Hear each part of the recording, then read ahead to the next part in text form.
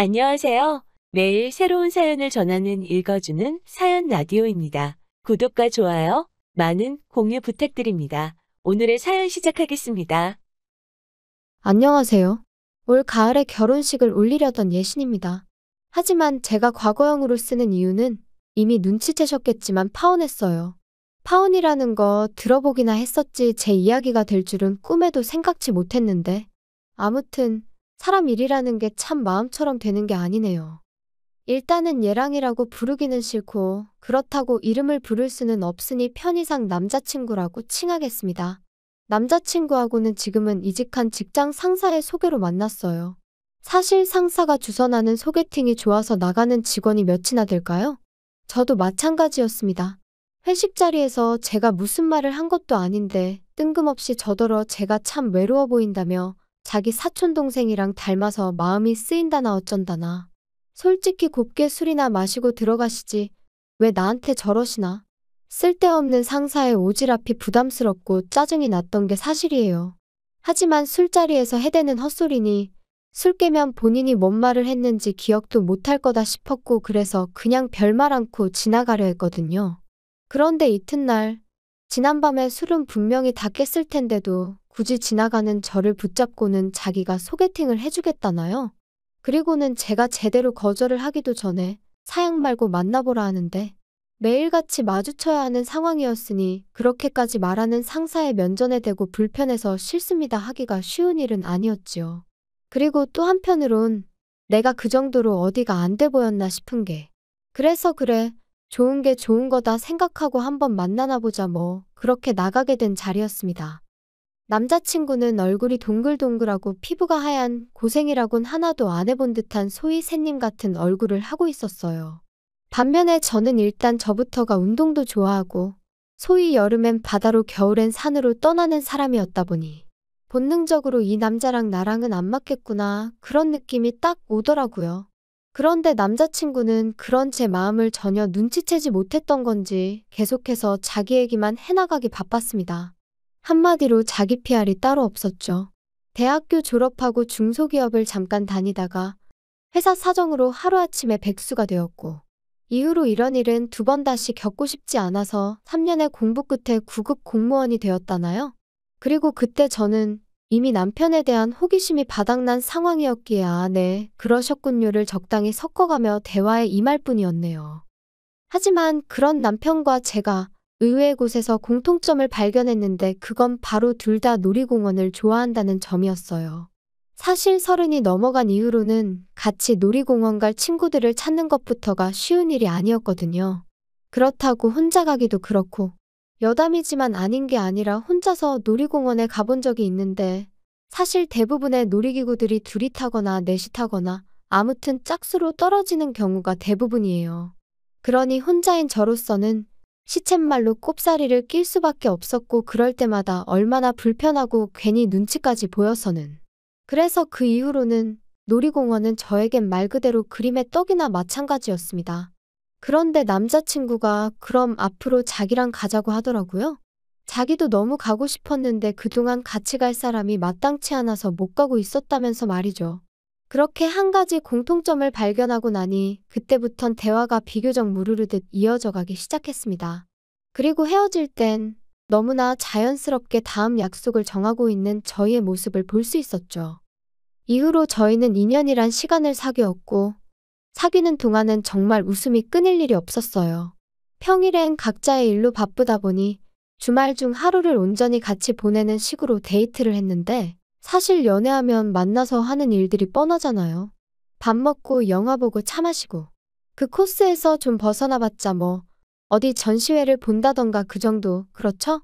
그런데 저랑 남자친구는 정말 전국 방방곳곳으로 크고 작은 놀이공원들을 찾아다녔어요. 남들과는 다른 특별한 연애를 하고 있다는 사실에서 오는 그 만족감이 정말 컸었답니다. 그런데 그렇게 잘 맞던 저희가 결국 이렇게 파혼의 길을 걷게 된 건 바로 어머님 때문이에요. 물론 누군가는 시어머니 될 사람만 문제였겠냐, 네 남자친구도 문제였을 거라고 말할 테고 저도 그 말을 딱히 부정할 생각은 없지만요. 말 그대로 어머님의 말도 안 되는 억지를 남자친구가 중간에서 제대로 컷만 해줬어도 제가 파혼까지 생각지는 않았을 테니까요. 하지만 피는 물보다 진하다더니, 아니 그 부모의 그 자식이라더니, 결국 남자친구도 어머님하고 별반 다를 게 없었던 거죠. 남자친구에게 프로포즈를 받고 제가 그러자 하면서 본격적으로 결혼 이야기가 오가기 시작했어요. 그리고 연애하는 동안에는 민감한 주제 같아서 묻기가 어려웠지만 결혼 이야기를 하려면 더는 피하는 게 능사는 아니겠다 싶어서 제가 먼저 제 재정 상황을 오픈했습니다. 오빠, 우리 이제 돈 이야기를 좀 해야 될 것 같은데, 그치? 일단 내 얘기 먼저 할게. 나는 직장 생활하면서 모아둔 돈은 8천 정도 있고, 연봉은 작년에 연봉 협상에서 5천 조금 넘어. 그리고 부모님께서 아마 얼마 정도는 도와주실 것 같긴 한데 그게 얼마나 될지는 모르겠네. 오빠는 어때? 보라가 생각보다 돈을 많이 모아놨구나. 근데 연봉이 5천이면 너가 지금 직장 생활 8년 차라며. 네 업계 내에서 좀 적은 거 아닌가? 작년에 연봉 협상할 때 잘 좀 하지 그랬어? 글쎄, 난 내가 적게 받는다고 생각해 본 적은 없는데. 하긴 돈이야 많으면 많을수록 좋은 거니까. 근데 오빠, 딴소리 하지 말고 오빠 얘기 좀 해봐. 어때? 오빤 좀 모아놓은 거 있어? 하지만 결정적인 타이밍에 남자친구는 전화가 걸려왔다는 둥, 화장실 좀 다녀오겠다는 둥 말 같지도 않은 핑계를 대기 일쑤였고 그렇게 어물쩍 얼렁뚱땅 무려 2주라는 시간이 흘러갔어요. 그래서 더는 안 되겠다 싶어서 제가 한 번은 좀 짜증을 냈습니다. 결혼을 하자고 한 건 오빠인데 왜 이렇게 딴소리만 하느냐고. 좀 진지할 수 없겠냐고요. 그리고 그제서야 남자친구가 씁쓸한 얼굴로 꺼내는 말이 너도 알다시피 내가 공무원 된 지 몇 년 안 됐잖아. 그리고 공무원 하기 전에는 공부한답시고 어머니 돈을 가져다 썼었고. 그래서 내가 공무원 되고 나서는 어머니한테 돈을 좀 챙겨드렸어. 그러다 보니까 돈을 많이 못 모은 게 사실이고 미안해. 너 볼 낯이 없어서 내가 말을 못했어. 그런 사정이 있었으면 처음부터 솔직하게 말하지 그랬어. 근데 그럼 그래서 얼마나 있다는 건데? 난 오빠가 결혼하자고 해서 어느 정도 준비가 되어 있는 줄 알았거든. 나 2천만 원 있어. 그리고 지금 사는 집 보증금 1,000만 원 있고. 어머니가 얼마나 보태주실 수 있으실지는 모르겠다. 전에 지나가는 말로 도와주실 거라고 하시긴 하셨는데 제대로 얘기는 안 해봤거든. 그럼 일단 어머님하고 얘기를 좀 해봐. 나도 우리 부모님하고 얘기를 해볼 테니까. 그리고 며칠 뒤 남자친구와 카페에서 만났는데 남자친구 표정이 썩 좋지가 않았어요. 그리고 직감적으로 결혼에 있어서 어머님하고 뭔가 얘기가 잘 안 풀렸구나 싶었죠. 하지만 먼저 아는 체를 하기도 그렇고 그래서 남자친구가 먼저 말문을 열기까지 커피만 홀짝이며 기다리고 있었습니다. 그리고 그렇게 기다린 지 얼마나 흘렀을까. 남자친구가 대뜸 미안하다 하더니 아무래도 어머님한테 도움을 받기는 어려울 것 같다고 하더라고요. 어머님이 남자친구가 저랑 결혼하는 대로 당신은 귀농을 하시겠다며 고향으로 내려가시겠다 하셨다는 겁니다. 참고로 어머님 고향은 배를 타고 들어가야 하는 섬이고 그렇다고 거기에 친정 식구들이 남아 계신 것도 아니었는데 말이죠. 하지만 그런 어머님의 선택에 있어서 가타부타 논하기 전에 아무리 그래도 그렇지 하나뿐인 아들이 장가를 간다는데 그걸 나 몰라라 하신다는 게 솔직히 저로서는 납득하기도 어렵고 황당하기까지 하더라고요. 그리고 저는 그만 저도 모르게 한숨을 내쉬고 말았어요. 그리고는 곤란하게 되었네 한마디를 내뱉었는데 남자친구가 갑자기 제 앞에서 눈물을 흘리기 시작했습니다. 자기가 정말 미안하다면서 이럴 줄 알았으면 그렇게 프로포즈를 하고 그러는 게 아니었는데 자기가 경솔했네 어쩌네 그러더라고요. 그리고 그렇게 우는 남자친구를 보고 있으니 괜히 내가 스트레스를 준 건 아닌지 제가 다 미안해지더라니까요. 남자친구한테는 오빠 잘못이 아니다 괜찮다 했지만 집에 돌아온 제 속도 말이 아니었어요. 얼마나 대단한 집의 딸로 자란 건 아니었어도 나름대로 남부럽지 않게 자랐거든요. 그리고 저도 나이가 나이였던 만큼 나름대로 보고 들은 게 있었죠. 아무리 세상이 달라져서 남자가 집을 해오는 일은 흔치 않다 했지만 그래도 다들 나름대로 받을 건 받고 가던데 허심탄회하게 털어놓자면 정말 여러 가지로 마음이 복잡했어요. 제 자신이 속물인가 싶으면서도 한편으론 나도 사람이고 여잔데 바랄 수도 있는 거지 합리화도 해봤다가 하지만 어떤 식으로 생각해도 스스로 답을 내릴 수가 없었기에 결국 저는 친정부모님께 모든 상황을 있는 그대로 이실직고하였습니다. 남자친구는 홀어머니이신데 결혼을 하게 되더라도 아무런 지원도 받을 수 없는 상황인 것 같다고 말이에요. 그리고 아니나 다를까 저희 부모님은 눈앞이 깜깜하다 하시며 조심스레 이쯤에서 헤어지는 게 어떻겠냐. 남의 집 기둥은 뽑아오는 게 아니다 그러시대요? 솔직히 부모님 말씀이 어디 하나 틀리지 않았다는 건 저도 잘 알고 있었어요. 저를 걱정하고 생각해서 해주시는 말씀인 것도 알고 있었고요. 하지만 한편으로는 그래도 저희 부모님은 다른 사람들과는 달랐으면 했었나 봅니다. 괜찮다고 우리가 다 책임져 줄 테니 걱정 마라 뭐 그런 걸 기대했던 건지도 모르겠네요. 그리고 그 마음이 너무한다는 볼멘소리로 튀어나갔던 거죠. 돈이 전부냐? 사람의 내면을 봐주셔야 하는 거 아니냐? 아직 오빠를 한번 제대로 만나보신 적도 없지 않으시냐? 지금 생각해보면 뭐 한다고 그렇게 부모님 가슴에 상처를 냈는지. 그리고 결국 자식 이기는 부모 없다고 저희 부모님께서는 그럼 일단 오빠를 한번 만나보겠다 하셨어요. 제 말대로 사람 됨됨이를 직접 보고 판단하시겠다고요. 그래서 바로 그 주 주말 자리가 만들어졌습니다. 남자친구는 저와 처음 만나던 날보다 몇 배는 더 긴장이 된다며 청심환까지 챙겨 먹고 저희 집에 왔어요. 나름대로 저희 어머니한테 드릴 꽃바구니에 아버지께 드릴 홍삼 세트도 사서 말이에요. 그리고 그런 남자친구의 모습에 저는 나름대로 좀 안도를 했지요. 웃는 얼굴에 침 못 뱉는다고 저렇게까지 해왔는데 좋게 봐주시겠지 그런 기대가 있었달까요? 그리고 아니나 다를까 친정어머니는 안 보고 싶다 불편하다 하셨지만 막상 점심상은 말 그대로 상다리가 부러질 만큼 한상 가득 차려주셨고 남자친구는 이 정도의 환대는 기대도 안 했었다며 입이 귀에 걸렸더라고요. 아무튼 전반적으로 식사가 끝날 때까진 분위기가 화기애애하니 무척이나 좋았습니다. 그런데 이제 후식을 먹으면서 본격적인 대화가 오가기 시작했고 저희 아버지께선 돌려 말하지 않겠다 하시더니 그래서 정확히 결혼을 어떻게 할 거냐 물으셨어요. 프로포즈를 할 때는 나름대로 계획이 있었을 거 아니냐 하시면서 한번 들어보자고요. 그리고 남자친구가 한 대답은 저조차 감싸주기 어려울 만큼 황당하기 짝이 없었습니다. 일단 결혼을 하고 오피스텔을 구해서 살려고 했습니다. 요즘 오피스텔은 풀옵션이라서 따로 가전제품 같은 건 안 사도 되니까. 필요한 가구들만 간단히 사서 살다가 적당한 집을 구하면 그때 제대로 시작하려고 했습니다. 그게 단가? 그게 자네가 생각하는 앞으로의 계획이었나? 나머지는 차차 보라랑 상의해가며 정하려고 했습니다. 답답하네 그려 답답해. 그러면 어머님은 자네의 이런 생각을 아시나? 알고 계십니다. 뭐라고 안 하시던가? 별 말씀 없으셨습니다. 어머니는 어머니대로 요즘 귀농 문제로 많이 바쁘셔서요. 이후로 몇 마디의 대화가 더 오고 갔지만 이미 분위기는 가라앉을 대로 가라앉은 상황이었고 남자친구도 뭔가 잘못되었다고 느꼈는지 일단은 돌아가 보겠다며 자리에서 일어나더라고요. 그리고 저희 부모님 두 분 다 말이라도 더 있다가지 그러냐 그런 말조차 안 하셨어요. 그렇게 남자친구를 배웅하고 돌아오자 부모님께서 이 결혼은 안 되겠다 하셨습니다. 아무리 사람이 좋아도 너도 보지 않았냐며? 저렇게 생각도 없고 계획도 두리뭉실한 사람한테 저를 어떻게 보내냐고 절대로 안 된다 그러시더라고요. 그리고 저도 그런 부모님한테 더는 대들 수도 없었어요. 제가 보기에도 한심하기 짝이 없었으니 말이지요. 그런데 이틀 뒤 남자친구에게서 생각지도 못한 소식을 듣게 되었습니다.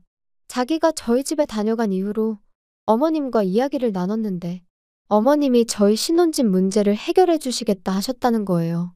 너무 놀라서 저도 모르게 정말이냐고 소리를 질렀다니까요. 남자친구가 말하길 어머님께서는 어차피 섬으로 내려가실 거고 집이란 건 사람이 살지 않으면 금세 망가지기 마련이니 리모델링만 해서 살라고 하셨답니다. 그 리모델링 비용이 대략 4천이 넘었기에 솔직히 좀 당황스럽긴 했지만 아무튼 그때는 그래도 그런 걱정보다는 당장 저희 부모님을 다시 한번 설득해 볼 수 있겠다는 생각뿐이었어요. 그래서 퇴근하자마자 불이 나게 집으로 향했지요. 그리고 제 예상대로 친정부모님께선 제 이야기를 들으시곤 잘됐다며 무척 기뻐하셨어요.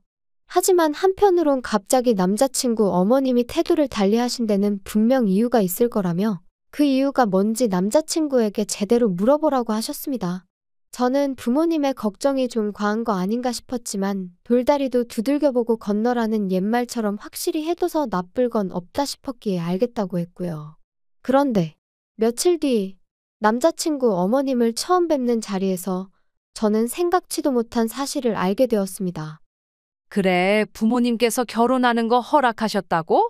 네, 어머님 덕분에 허락받았어요. 정말 감사합니다. 그래, 이 집이 내가 안 고치고 살아서 좀 낡아서 그렇지. 싹 고쳐놓으면 웬만한 아파트 못지 않을 거다.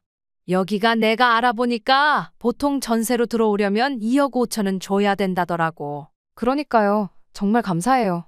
뭐 말로는 가을쯤 식을 올렸으면 한다면서? 그럼 내가 너희 식 올리는 거에 맞춰서 내려가야겠네. 그러니까 아들, 차질 없이 돈을 준비해줘야 한다. 그건 나중에 얘기해요, 어머니. 잠깐만, 무슨 돈? 돈 이야기면 이제 나도 알아야 하지 않을까? 어머님, 그게 무슨 소리예요? 니들 둘 다 반응이 왜 이러니? 참나, 전세금 줘야 할 거 아냐? 전세금이라니 그게 무슨 말씀이신지. 어머님 내려가서 사신다는 그 섬, 거기에 전세 구하시는 거예요? 오빠가 도와드리기로 했어? 아니, 쟤는 왜 아까부터 뚱딴지 같은 소리를 한다니? 이 집 너희가 들어와서 살 거잖아. 그러면 나한테 전세금을 줘야 할 거 아니냐? 네, 정말요? 저는 어머님이 그냥 저희 들어와서 살라고 하신 줄 알았어요. 오빠가 그렇게 말했잖아. 어머님이 우리 들어와서 살라고 하셨다고. 아니, 그러니까 그게 맞긴 맞잖아. 들어와서 살라고 하셨으니까. 전세니 뭐니 그런 이야기는 없었잖아. 우리가 드릴 돈이 어딨어. 왜 없어? 우리 둘이 모아둔 돈하고 너희 부모님이 좀 도와주신다며. 그게 어머님한테 전세금으로 드리라는 뜻은 아니지. 그리고 어머님 그러면 저희 이 집 살다가 이사 나간다고 하면 전세금 돌려주시는 거죠? 어머님 말씀대로 전세니까. 그거야 뭐 상황 봐서 줄 수 있으면 주겠지. 그게 무슨 말씀이세요? 확실하게 말씀해 주셔야죠. 야, 너도 생각을 해봐라. 내가 너희한테 그 전세금 받아서 귀농 정착금으로 쓰고 어쩌고 하면 솔직히 얼마나 남겠니? 그래도 뭐 너희 나갈 때 새로운 세입자만 구해진다고 하면 뭐 그 사람한테 받아서 주면 되기야 하겠다만 아무튼 그런 건 나중 일이니 지금 왈가왈부할 필요는 없잖니? 그리고 전세금은 내가 그래도 니들은 내 자식이니까 딱 2억만 받는 거야. 아, 예단은 안 해와도 되니까 리모델링은 제대로 싹 해라. 알겠지? 생각지도 못한 황당한 어머님의 요구에 저는 말 그대로 할 말을 잃었습니다. 그리고 이후로는 솔직히 무슨 이야기가 오갔는지 정확히 생각나지도 않아요. 어머님 댁에서 나올 때까지 남자친구는 제 눈길을 피하기에만 급급했고 그런 남자친구의 모습이 실망스러울 뿐이었지요. 집으로 돌아와서도 저는 남자친구에게 아무런 연락도 하지 않았어요. 어땠냐는 친정부모님의 질문에도 나중에라고만 답했을 뿐 말 그대로 참담한 심정이었거든요. 남자친구가 나를 속이려 했다는 그 배신감도 너무 컸고요. 그리고 그렇게 3일이란 시간이 흐르고 나서야 남자친구에게서 전화가 걸려왔습니다. 당연히 미안하단 말부터 할 줄 알았는데 대뜸 저더러 그날 그렇게 가고 어떻게 연락 한 번이 없을 수 있냐며 오히려 화를 내면서 말이죠. 어이가 없어서 오빠 같으면 어떻게 행동했을 것 같냐 따졌어요. 꼭 마치 집이라도 해오는 것 마냥 설레발을 쳐서는 나는 물론이고 친정부모님까지 오해하게 만들고는 어떻게 수습할 생각이었냐고요. 그러자 남자친구가 한다는 말이 어머님한테 2억을 드리는 게 그렇게 억울하냐입니다. 어머님이 2억을 못 주겠다 하시면 우리가 빌라에서 안 나가면 그만 아니냐고. 단순하게 생각하면 솔직히 아무 문제될 게 없는데 제가 욕심을 내니까 그게 문제인 거라면서 말이에요. 그리고는 덧붙인다는 말이 나중에 어머님 돌아가시고 나면 빌라는 어차피 우리 거 되는 건데 전세니 뭐니 그런 의미 없는 단어에 연연하지 말라나요? 어이가 없어서 하나만 물어보자 했습니다. 오빠 말이 다 맞다 치고 결혼했다 치자고. 그랬는데 어머님이 섬생활 몇 년 하시다가 지겨워서 못 살겠다 하고 올라오시기라도 하면 그래서 당신이 이 집에서 살아야겠다고 우리 나가라고 하시면 어쩔 거냐고요. 2억도 안 주시고 집은 집대로 내놓으라고 하시면 오빠가 어머님하고 시시비비를 가릴 수 있겠냐고 말이죠.